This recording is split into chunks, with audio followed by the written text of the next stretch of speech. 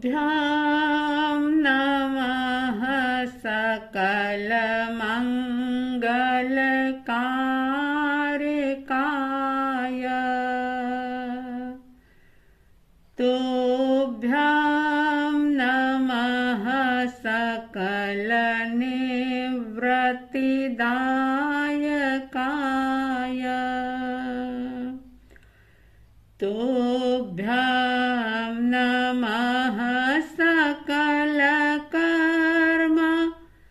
विनाशकाय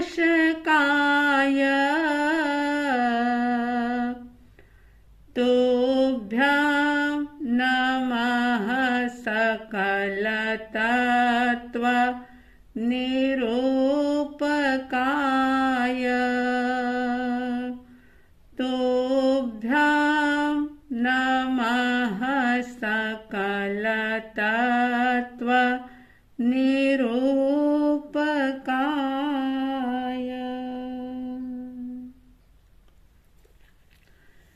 श्रद्धालु जिज्ञासु श्रोताओं, समता षोडशी की छठी गाथा आप सुन रहे हैं।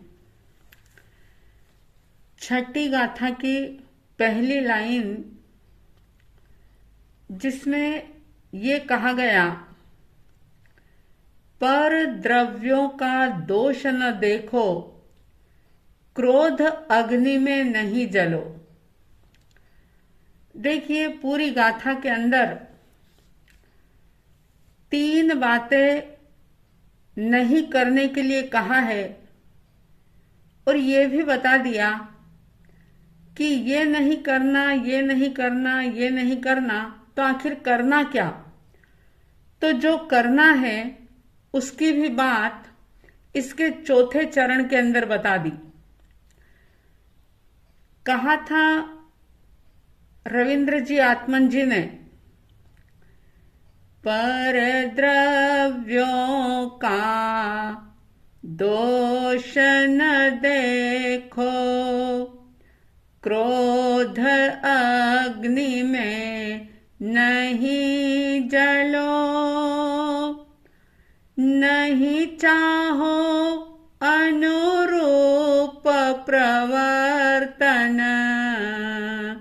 भेद ज्ञान ध्रुव दृष्टि धरो,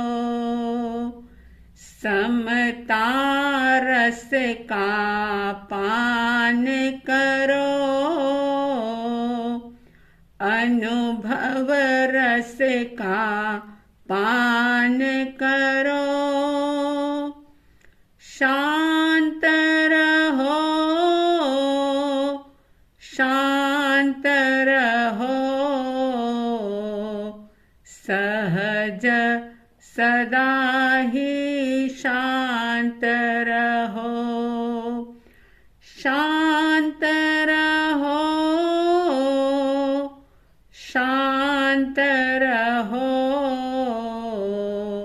सहज सदा ही शांत रहो। इस गाथा के पहले चरण में एक बात कह दी कि पर द्रव्य का कोई भी दोष मत देखो। कोई अपराध किसी ने किया है तो उसको नजरअंदाज करो, किसी की कमी मत देखो, और अगर देख भी लो तो दूसरे चरण में एक बात कह दी कि क्रोध अग्नि में नहीं जलो, जिसकी विस्तृत चर्चा पिछले इसमें हम कर चुके हैं।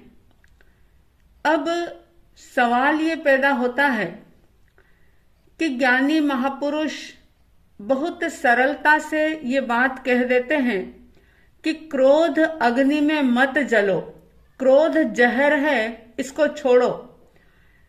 बहुत सारी बातें ज्ञानी कह देते हैं और उनके लिए ये सारी चीजें छोड़ देना बहुत सहज है, उन्होंने छोड़ दिया है।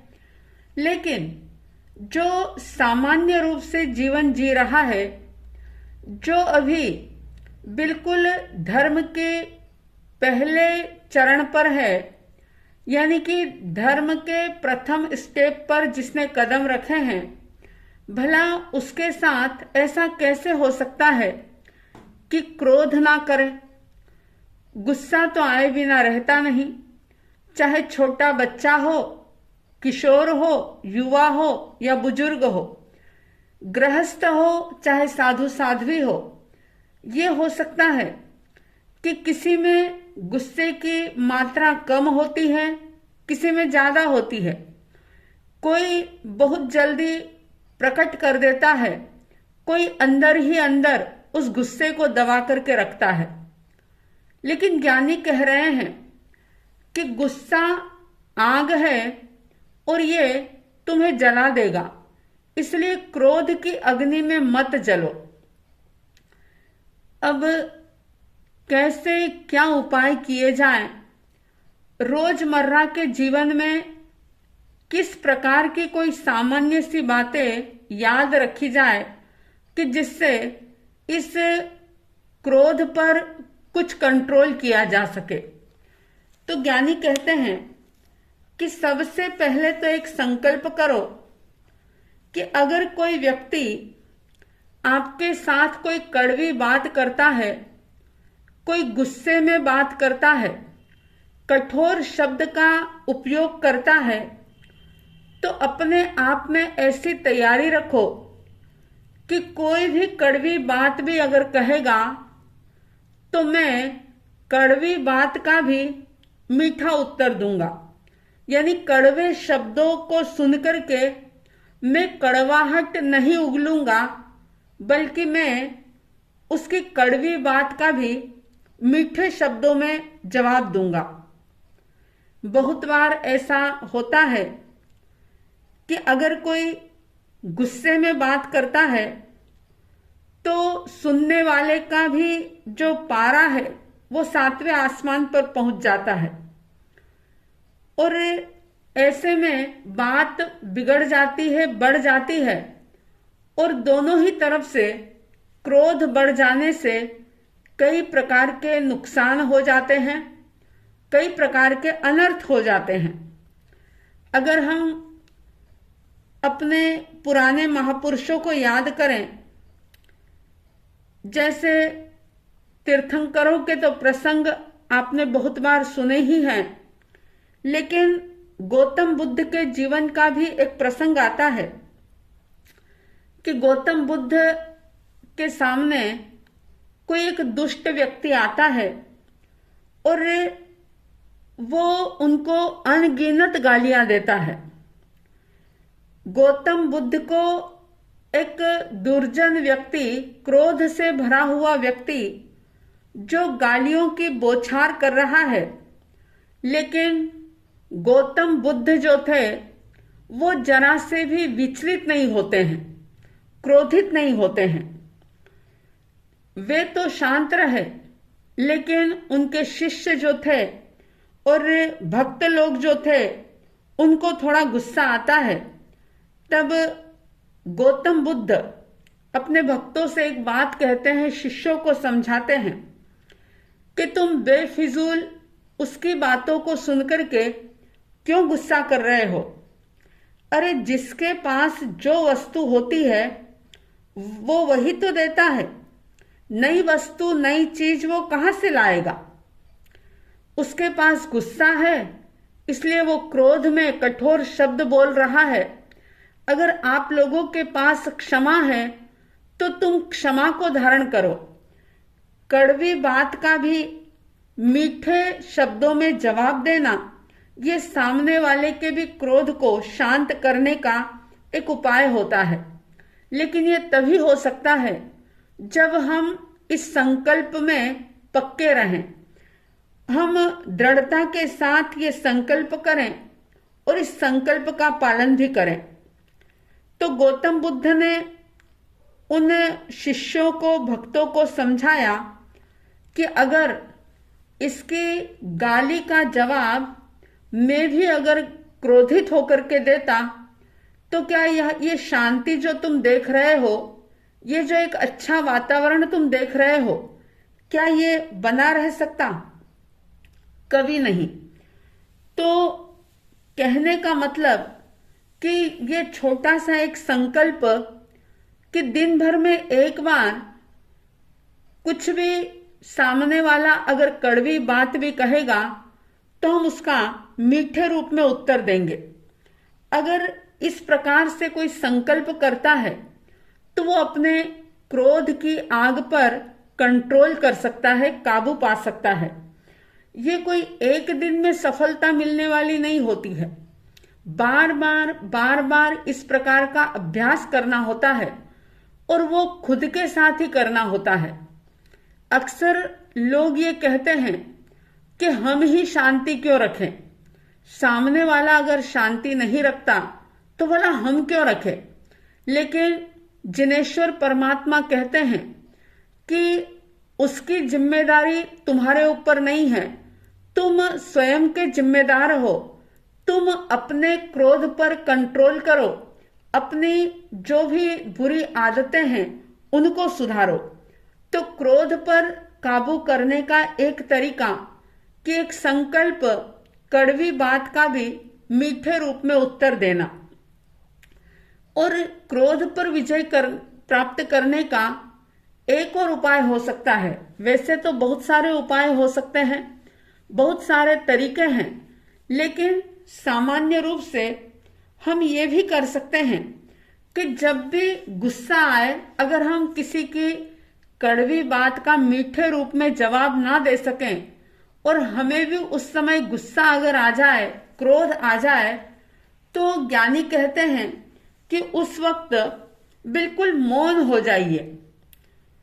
क्योंकि जब आप मौन कर लेते हो, अपने आप पर कंट्रोल करके बिल्कुल भी कुछ भी नहीं बोलते, क्रोध के अवसर पर अगर मौन व्रत धारण हो जाता है तो फिर वो गुस्सा जो है वो कपूर की तरह उड़ जाता है। अगर व्यक्ति ये सोचे कि मैं क्रोध का, गुस्से का जवाब गुस्से से दूं, तो ये तो गुस्सा शांत नहीं होता, लड़ाई झगड़े खत्म नहीं होते, बल्कि और ज्यादा बढ़ जाते हैं। जैसे अगर कोई अग्नि को शांत करना चाहे तो उसका तरीका ये नहीं होता कि उसके अंदर और ज्यादा ईंधन डालें। उसमें अगर ईंधन डालना, लकड़ियां डालना बंद कर दें तो ही वो शांत हो सकती है। वैसे ही अगर क्रोध पर विजय प्राप्त करनी है तो क्रोध के अवसर पर मौन रहें और अपने आप पर काबू करते हुए अगर मौन रख लिया तो भी क्रोध की आग में झुलसने से बचाव हो सकता है। और भी ज्ञानियों ने कई प्रकार के उपाय बताए हैं कि अपने मन में वैर का भाव ना रखें, क्योंकि अगर किसी के प्रति वैर का भाव होता है, दुश्मनी का भाव होता है, तो व्यक्ति रात दिन क्रोधित होता रहता है। जब जब भी उस व्यक्ति को देखता है या उसकी कोई बात सुनता है और क्रोध की आग में जलने लग जाता है। इसीलिए जैन दर्शन में प्रतिक्रमण का विधान किया गया कि रात को सोने से पहले अपने आप को पूरी तरह से खाली कर लो। जिसके भी साथ कोई वैर विरोध का भाव रहा हो, कोई अनबन रही हो, सिर्फ साथ में रहने वाले परिवार या समाज के साथ नहीं, बल्कि 84 लाख जीवा योनि में अगर किसी के प्रति भी कोई वैर का, विरोध का भाव पैदा हुआ है तो अपने आप को हल्का कर लो, उसे क्षमा का दान दे दो। अब ये मत सोचो कि हम तो क्षमा का दान दे देंगे, लेकिन सामने वाला अगर क्षमा नहीं करेगा तो, वो अगर गुस्सा करता रहेगा तो, ये उसकी जिम्मेदारी है।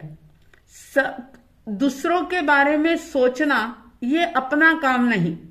हमें तो सिर्फ अपने स्वयं के बारे में सोच करके अपने आत्मिक गुणों का विकास करते हुए ये जो आत्मा के शत्रु हैं राग द्वेष जो कर्मों का बंधन कराने वाले हैं, इनसे दूर हटना है।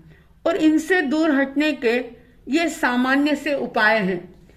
आप सब इन उपायों को करते हुए अपने जीवन में शांति और आनंद का अनुभव करें, ऐसी साध्वी द्वय की तरफ से हार्दिक हार्दिक शुभ मंगल भावनाओं के साथ जय प्रभु महावीर, जय गुरु आनंद।